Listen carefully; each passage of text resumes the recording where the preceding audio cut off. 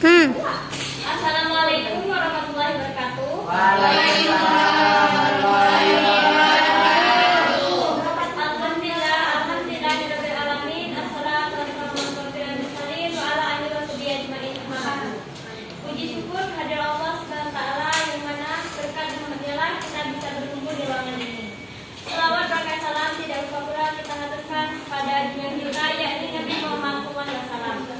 Langsung saja kami dari kelompok 4 akan mempresentasikan hasil makalah kami, terutama yang kami hormati dosen pengampu Bapak Ginda Prananda MPD dan teman-teman yang saya sayangi.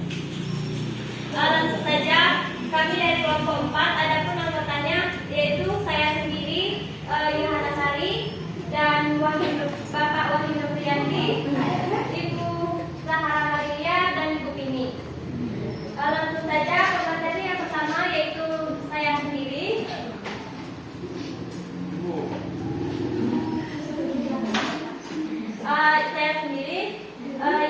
Yang pertama yaitu hakikat desain sistem pembelajaran. Pembelajaran merupakan aktivitas yang dilaksanakan secara teratur untuk mencapai tujuan pembelajaran di bawah bimbingan dan motivasi seorang guru.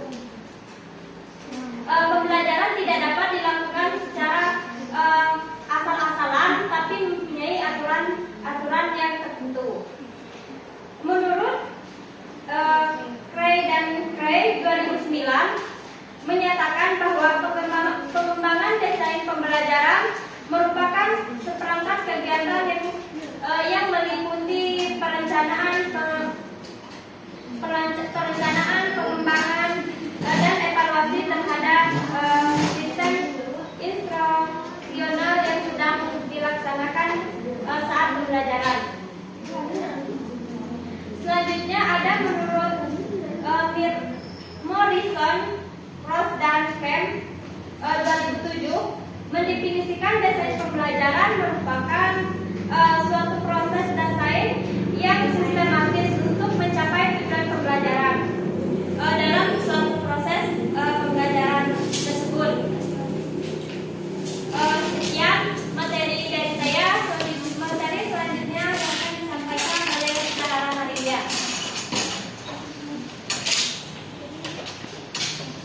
Baiklah, di sini saya akan menyambung materi yang dijelaskan lagi, yaitu tentang mengembangkan desain sistem pembelajaran. Yang mana untuk mengembangkan desain sistem pembelajaran ini ada 10 poin. Dan saya akan memberikan 5 poinnya, dan yang 5 poinnya akan dijelaskan oleh teman saya lagi. Yang mana yang pertama yaitu analisis pengembangan untuk mengidentifikasi tujuan pembelajaran.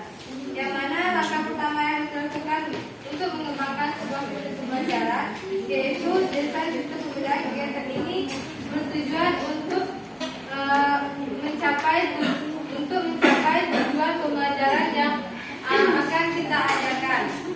Dan yang kedua yaitu menganalisis pembelajaran. Yang mana analisis pembelajaran ini adalah suatu prosedur yang apabila diterapkan pada suatu tujuan pembelajaran akan menghasilkan suatu intensifikasi kemampuan bawaan yang diperlukan siswa untuk mencapai tujuan pembelajaran utama. Dan yang ketiga yaitu menganalisis siswa dalam konteks pembelajaran. Yang mana analisis ini terdapat pada menganalisis karakteristik siswa pada sebuah kelas sebelum merumuskan desain pembelajaran. Dan yang keempat yaitu merumuskan tujuan performasi.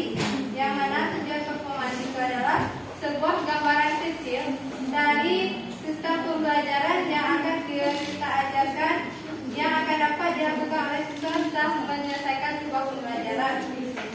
Dan yang kelima yaitu mengembangkan instrumen penilaian.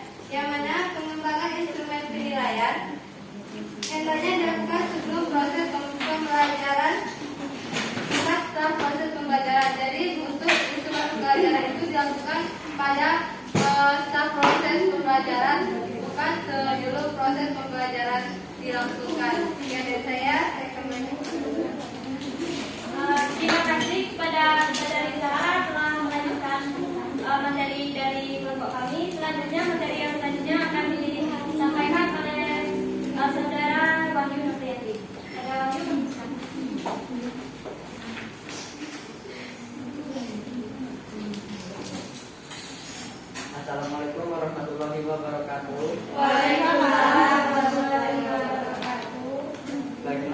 akan menjelaskan lanjutan materi dari saudari Zahara, yaitu yang keenam yaitu pengembangan strategi pembelajaran. Pengembangan strategi pembelajaran harus disesuaikan dengan tujuan pembelajaran tersebut. Nah, pengembangan strategi pembelajaran juga harus memperhatikan konsep-konsep terhadap kurikulum 2013 yang berbeda dengan kurikulum tahun yang lalu atau KTSP, di mana di sini strategi pembelajaran harus bersifat kontekstual dan kooperatif. Nah, selanjutnya yang ke-8 yaitu pengembangan materi pembelajaran. Di dalam materi pembelajaran ini mencakup beberapa aspek. Yang pertama yaitu aspek kognitif atau pengetahuan, kemudian yaitu aspek afektif atau sikap, dan kemudian aspek psikomotor atau keterampilan. Di dalam mengembangkan materi pembelajaran harus mencakup 3 aspek tersebut. Nah, di dalam konteks kurikulum 2013 ini, pengembangan materi harus disesuaikan dengan lingkungan atau keadaan daerah kita mengajar. Karena ketika kita menyusun materi yang jarang atau sulit ditemui di daerah tersebut, siswa sulit untuk mengonsepkan materi tersebut. Langkah selanjutnya yaitu mengembangkan evaluasi formatif, di mana terdapat 3 langkah, yaitu evaluasi perorangan, di mana evaluasi di sini maksudnya yaitu menguji coba. Dalam menguji coba pengembangan model pembelajaran kita memerlukan minimal 3 orang siswa, dan kemudian juga dilengkapi dengan para ahli yang menguji kita, seperti bagaimana kelayakan dari pengembangan kita. Jika kita layak untuk dilanjutkan, maka kita akan lanjutkan, dan ketika tidak, kita akan melakukan pembaruan atau revisi. Yang kedua yaitu evaluasi kelompok kecil, di mana evaluasi ini yaitu lanjutan dari evaluasi perorangan. Setelah kita melakukan evaluasi pertama dan terdapat masalah-masalah kecil, kita akan memperbaikinya di evaluasi yang kedua. Di sini membutuhkan siswa atau objeknya yaitu 10 sampai 20 orang. Kemudian yang ketiga yaitu evaluasi lapangan. Nah, di dalam evaluasi lapangan ini yaitu langkah terakhir dalam proses evaluasi, di mana kita akan mencobakan secara langsung di dalam kelas pengembangan kita. Apabila ada kejanggalan ataupun permasalahan-permasalahan yang ditemui kembali, itu akan dilanjutkan dalam langkah selanjutnya yaitu revisi pembelajaran. Sumber dari revisi pembelajaran ini yaitu dari proses evaluasi formatif. Permasalahan yang ditemui dalam evaluasi formatif dapat kita revisi atau perbaiki dalam langkah revisi pembelajaran. Selanjutnya, langkah yang terakhir yaitu penyusunan atau pengembangan evaluasi sukmatif. Maksud evaluasi sukmatif ini berbeda dengan evaluasi formatif. Apabila evaluasi formatif itu penilaian terhadap pembelajaran kita, nah di sini evaluasi sukmatif ini berkaitan lebih kompleks, yaitu evaluasi terhadap pembelajaran maupun terhadap siswanya tersendiri. Seperti contohnya evaluasi sukmatif itu kayak latihan dengan LJK atau LKS, dan kemudian dengan proyek-proyek yang kita berikan kepada siswa. Baik, itu saja, saya kembalikan ke moderator. Terima kasih. Wassalamualaikum warahmatullahi wabarakatuh. Waalaikumsalam. Terima kasih kepada saudara Masya telah mendapatkan materinya. Pemateri selanjutnya yaitu kepada saudari Dini. Kepada Dini kami persilakan. Baiklah, saya akan menyambung materi dari Wali tadi, yang mana materi saya yaitu dasar pembelajaran dalam konteks kurikulum 2013. Pembelajaran dalam konteks kurikulum 2013 diyakini akan terlaksana dengan baik dan mencapai tujuan jika dikembangkan secara fundamental, terperinci, komprehensif, dan reflektif evaluatif. Oleh sebab itu, pengembangan desain sistem pembelajaran dalam konteks kurikulum 2013 harus dilakukan secara tepat guna dan tepat sasaran.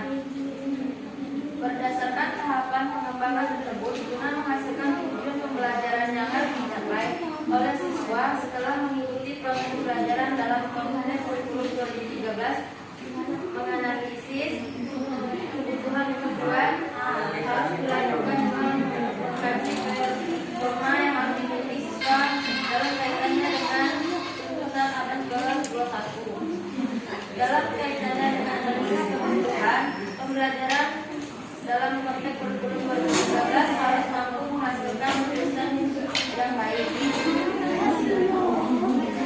Standar kompetensi lulusan mereka merupakan salah satu dari 8 standar nasional pendidikan sebagaimana yang diterapkan Undang-Undang Nomor 20 Tahun 2003 tentang Pendidikan Nasional. Standar lulusan kurikulum 2013 telah diatur melalui Kemendikbud Nomor 54 Tahun 2013 tentang standar kompetensi lulusan pendidikan dasar dan menengah. Baiklah, hanya itulah materi saya kembalikan kepada para penonton. Terima kasih kepada saudari Tini telah memaparkan materinya. Itulah paparan presentasi dari kelompok kami. Terima kasih kepada saudari Tini telah memaparkan materinya. Sekian telah paparan materi dari kelompok kami. Langsung saja kami buka sesi yang pertama, yaitu sesi kritik dan saran. Di mana sesi kritik dan saran hanya untuk 2 orang. Pada Rere kami silakan. Baiklah, terima kasih kepada moderator. Saya sebagai ini saya menyampaikan materinya. Sudah bagus, tapi kita bisa lagi lebih memahami materinya semua. Terima kasih kepada saudari Rere telah memberi kritik dan saran. Langsung saja ada teman-teman yang ingin memberi kritik dan saran lagi, kami persilahkan.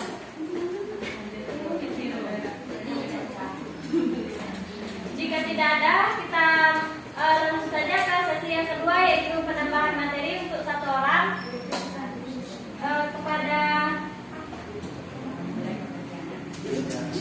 Kepada Salsabila kami persilahkan.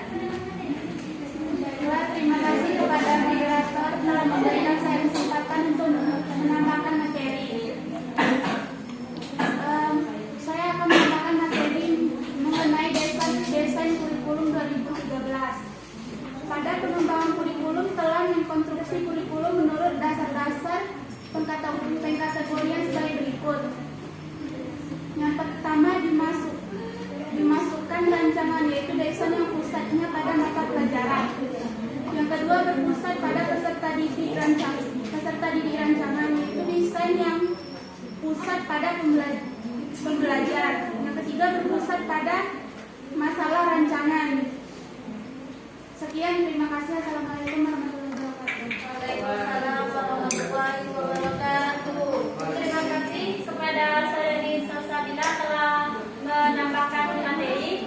Langsung saja kritik saran dan penambahan materinya akan ditanggapi oleh Wahyu. Kepada Wahyu kami persilahkan.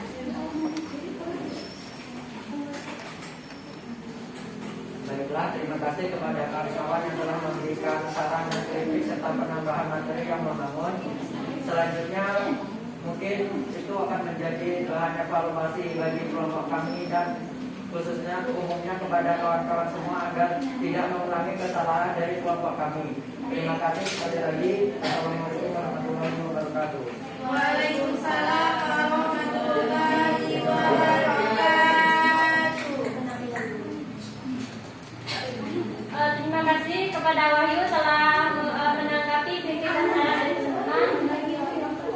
Langsung saja kita buka sesi yang ketiga, yaitu tanya jawab. Hanya bisa untuk 4 orang. Pada teman-teman yang ingin bertanya, kami persilahkan.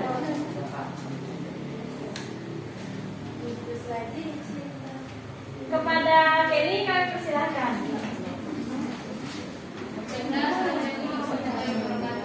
Waalaikumsalam. Baiklah, saya akan bertanya kepada kelompok, yaitu jelaskan kedudukan desain sistem pembelajaran dalam konteks kurikulum 2013. Jelaskan kedudukan desain sistem pembelajaran dalam konteks kurikulum 2013.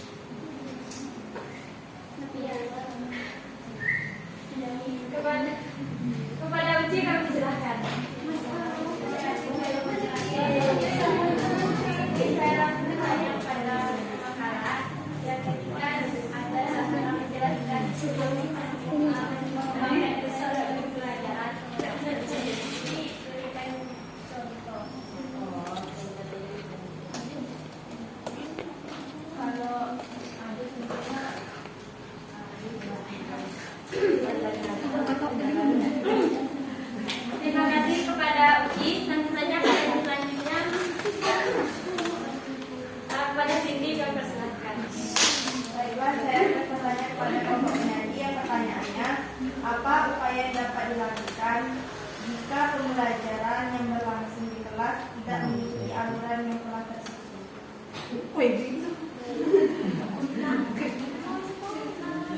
Jika pembelajaran yang berlangsung di kelas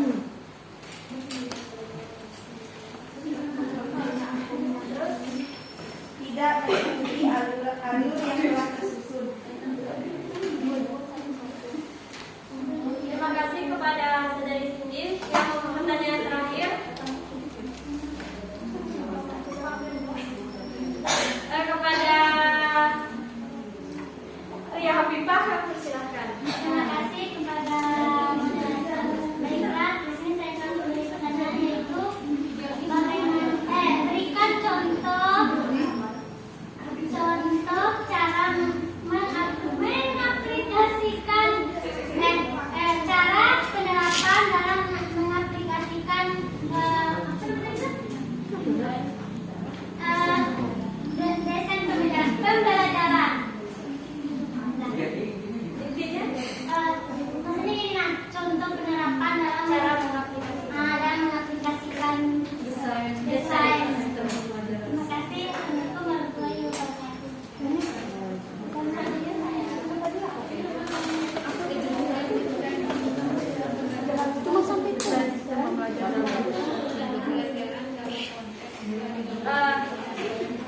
Baiklah, itu untuk pertanyaannya.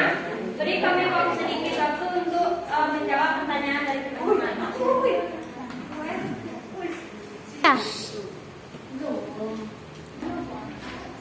Baiklah, di sini kelompok kami akan menjawab pertanyaan dari Cindy terlebih dahulu yang akan dijawab saya sendiri. Baiklah, di sini saya akan menjawab pertanyaan dari Cindy yang pertanyaannya, apa upaya yang dapat dilakukan jika pembelajaran yang berlangsung di kelas tidak sesuai dengan rancangan yang disusun? Menurut saya, kita sebagai guru harus kreatif dalam mensolusikan kelas tersebut, karena tersusun atau tidaknya proses pembelajaran yang berlangsung itu bisa dipanutkan oleh gurunya, bagaimana gurunya mengkondisikan siswanya. Selanjutnya, alangkah baiknya sebelum menyusun rancangan yang pembelajaran itu kita harus terlebih dahulu sebagai guru harus melihat kondisi kelas dan melihat kondisi siswanya terlebih dahulu agar pembelajaran yang berlangsung yang kita rancang bisa berlangsung dengan baik, dan kita sebagai guru harus kreatif dalam menyusun ataupun proses dalam ruangan. Sekian jawaban dari saya. Jika ada yang menambahkan jawaban dari pertanyaan Cindy dari kelompok penyaji. Baiklah. Kepada Zahra dan silakan. Baiklah, di sini saya akan menambahkan sedikit jawaban dari teman saya tadi. Yang pertanyaan dari saudari sini, apa upaya yang dilakukan jika pembelajaran yang sedang berlangsung tidak sesuai dengan apa yang telah disusun? Intinya itu sebelum kita melakukan sebuah pembelajaran, pasti kita telah membuat sebuah desain atau merancang sebuah pembelajaran sebelum mengajarkan. Mungkin kan kita mengajar langsung masuk tetap di kelas mengajarkan, pasti kita tuh butuh persiapan sebelum masuk ke kelas tersebut. Mungkin pada saat kita mengajar itu ada terdapat beberapa kendala, seperti contohnya kita menggunakan media PPT misalnya, terus lampunya mati. Mungkin kendala-kendala seperti itu saja yang akan kita temui, tapi bukan pada pembelajaran yang desain yang telah kita rancang seperti itu. Ya, saya kembalikan. Terima kasih kepada Zahra. Apakah ada yang dari pemateri ada yang menambahkan lagi? Jika tidak ada, kita lempar kepada audien. Apakah ada teman-teman ada yang menambahkan jawaban? Jika ada, kita silakan.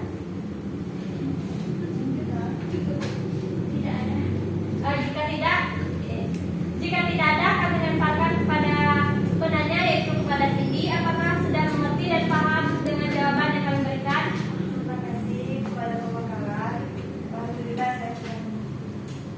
Terima kasih.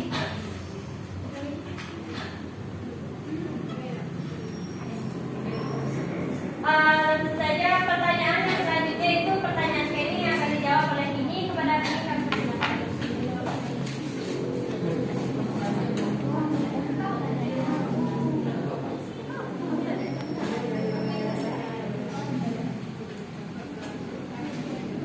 Baiklah, di sini saya akan menjawab dari pertanyaan ini, yang mana pertanyaannya yaitu jelaskan kedudukan desain pembelajaran dalam konteks kurikulum 2009.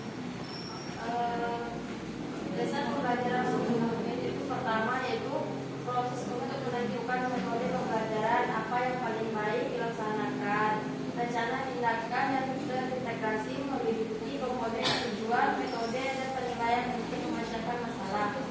Proses untuk merinci kondisi untuk belajar dengan tujuan makro untuk penciptaan strategi. Suatu proses desain dan sistematis untuk menciptakan pembelajaran yang lebih efektif dan efisien serta membuat kegiatan pembelajaran lebih mudah yang berdasarkan pada apa yang kita ketahui mengenai metode pembelajaran. Model desain pembelajaran itu sangat diperlukan karena yang pertama mengembangkan kemampuan guru, mengembangkan sumber belajar, mengembangkan sistem pembelajaran, pengembangan organisasi. Baiklah, hanya itulah jawaban dari saya. Saya kembalikan kepada Bu.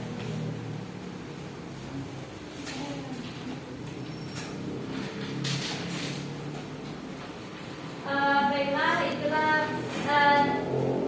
jawaban dari kelompok kami. Selanjutnya, apakah dari kelompok penyaji ada yang ingin menambahkan? Sedang lagi kami persilakan.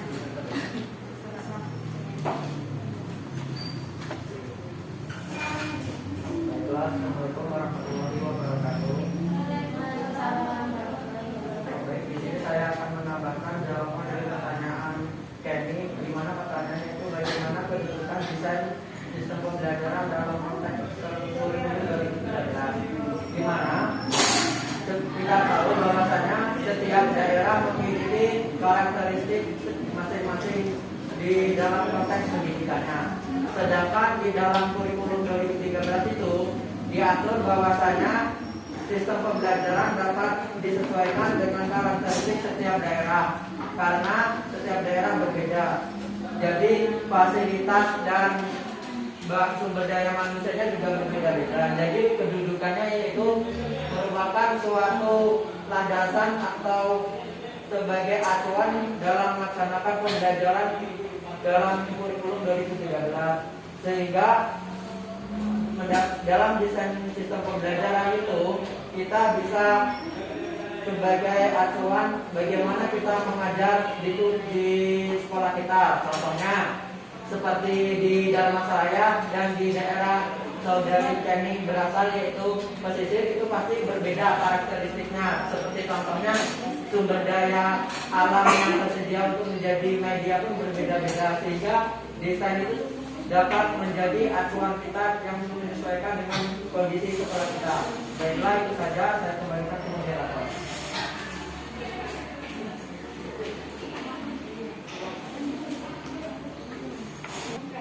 Terima kasih kepada Wahyu telah menambahkan jawaban. Langsung saja, apakah dari kelompok penyaji ada yang ingin menambahkan jawaban lagi? Baiklah, di sini saya akan menambahkan sedikit jawaban dari pertanyaan Kenny. Yang pertanyaannya kedudukan desain pembelajaran dalam konteks K13. Kedudukannya yaitu bisa membuat proses pembelajaran bisa berjalan dengan teratur yang meliputi 3 tahap. Yang pertama yaitu merancang, menerapkan, dan evaluasi, di mana kedudukannya itu melancarkan proses pembelajaran dengan tersusun, tidak dengan asal-asalan. Sekian untuk penambahan dari saya. Selanjutnya, apakah audien ada yang ingin menambahkan? Untuk 1 orang, jika ada,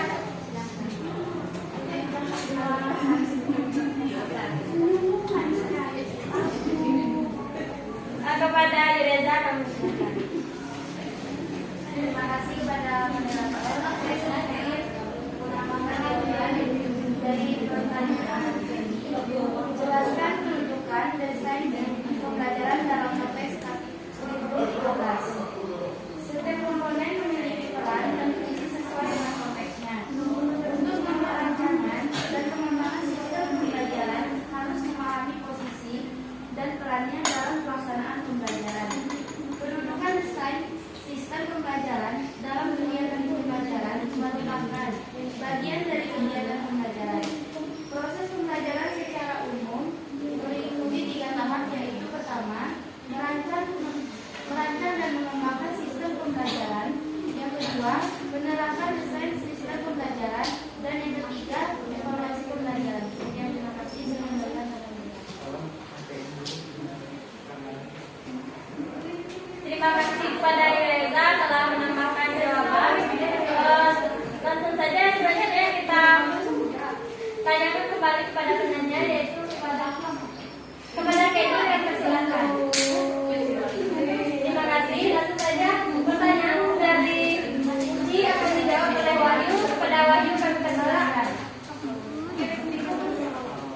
Baiklah, terima kasih kepada moderator yang telah memberikan kesempatan saya untuk menjawab pertanyaan dari saudara Haji, yaitu berikan contoh setiap langkah-langkah dalam proses mengembangkan desain sistem pembelajaran di dalam konteks kurikulum 2013. Yang pertama yaitu analisis pengembangan untuk mengidentifikasi tujuan pembelajaran. Nah, di sini kita bertujuan untuk menganalisis pembelajaran kita berdasarkan tujuan pembelajaran yang kita rancang. Contohnya seperti kita merancang materi tentang magnet. Nah, materi tentang magnet itu apa tujuan pembelajaran dari materi magnet tersebut? Bisa contohnya siswa dapat membuat magnet sederhana di dalam kehidupan sehari-hari. Itu contohnya. Yang kedua yaitu melakukan analisis pembelajaran. Di dalam melakukan analisis pembelajaran ini, yaitu maksudnya yaitu ruang lingkup secara umum dari pembelajaran kita dari awal sampai akhir. Contohnya seperti bagaimana kita menggunakan media, materi, dan juga bagaimana langkah-langkah dalam proses pembelajarannya. Yang ketiga yaitu menganalisis siswa dan konteks pembelajaran. Nah, sebelum kita merancang atau mengembangkan suatu sistem atau desain pembelajaran, kita harus mengetahui bagaimana karakteristik atau sifat dari siswa tersebut. Dan selain konteks siswa atau karakternya, itu juga kita harus mengetahui bagaimana lingkungan tempat kita mengajar. Seperti yang pertama saya contohkan tadi, ketika kita berada di daerah pedesaan, itu pasti berbeda cara penyampaiannya atau desain pembelajarannya dengan yang di kota. Dan juga karakteristik ketika kita mengajar di daerah desa itu kan, maaf ya, ini umumnya itu tuh peralatan dan pengetahuan dari siswa-siswanya itu tuh bisa dibilang lebih sederhana dibandingkan dengan anak-anak yang sekolah di kota yang sudah dilengkapi dengan internet dan pengetahuan yang terbaru. Jadi berbeda. Yang selanjutnya yaitu melakukan analisis tentang tujuan formasi, yaitu tujuan dari formasi itu contohnya bagaimana ketika kita merancang tujuan setiap kegiatan itu. Contohnya seperti siswa melakukan pembuatan magnet sederhana. Itu seperti membuat magnet dari penggaris yang digosok-gosok, kemudian ditempelkan ke kertas kecil-kecil. Tujuannya apa? Siswa mengetahui sifat-sifat magnet tersebut. Kemudian yaitu mengembangkan strategi pembelajaran. Contohnya dari mengembangkan strategi pembelajaran yaitu materi yang di buku yaitu tentang alam dan lingkungannya. Nah, kita bisa kembangkan ketika kita hidup di pedesaan yang masih alami, itu kita bisa mengaitkannya dalam kehidupan sehari-hari. Nah, Namun ketika kita mengajar di kota, itu rata-rata kan alatnya sudah bangunan, jadi kita harus memerlukan video ataupun gambar, kemudian mengembangkan materi. Mengembangkan materi ini itu contohnya yaitu kayak tadi materi yang saya sampaikan. Terima kasih. Wassalamualaikum warahmatullahi wabarakatuh. Terima kasih kepada Wahyu telah menjawab pertanyaan dari Uci. Selanjutnya kita buka sesi penambahan jawaban kepada teman-teman yang menambahkan jawaban. Jika tidak ada, kita tanya kembali kepada penanya, yaitu kepada Uci, apakah sudah paham dan jelas dengan jawaban dari Wahyu? Jika sudah, terima kasih. Pertanyaan yang terakhir yaitu akan dijawab oleh Zahara. Pada Zahara, kami persilahkan. Baiklah, di sini saya akan menjawab pertanyaan Ria Halifah. Pertanyaannya, berikan contoh cara pengaplikasian desain pembelajaran. Yang mana kita ketahui hakikat dari desain sistem pembelajaran itu ada 3: merencanakan, mengaplikasikan, dan mengevaluasi. Yang mana yang ditanyakan dari Ria yaitu menerapkan. Yang mana pada saat menerapkan desain yang telah kita rencanakan, telah kita susun tadi, seperti mengembangkan yang telah disebutkan oleh saudara saya Wahyu tadi. Pada saat penerapannya itu kita membuat sebuah sistem desain pembelajaran. Nah, di dalam desain pembelajaran itu kan terdapat susunan tata cara untuk mengajar. Contohnya RPP, kan di dalam itu terdapat strategi, metode, dan juga media apa yang akan kita gunakan pada saat mengajar.